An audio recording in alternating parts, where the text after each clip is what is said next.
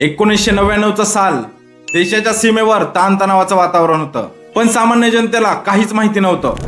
पाकिस्तानने छुप्या मार्गाने येलो सी ओलांडली आणि कारगिलच्या डोंगरावर कब्जा केला.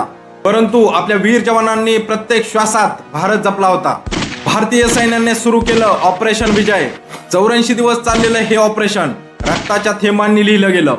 ये दिल मांगे मोर म्हणणारे कॅप्टन विक्रम बत्रा, शरीर जखमी असतानाही लढणारे ग्रेनेडियर योगेंद्र यादव आणि त्यांच्यासोबतच शहीद होणारे 527 वीर जवान ही फक्त नावे नाहीत, ही आहे आपल्या अभिमानाची शौर्यगाथा.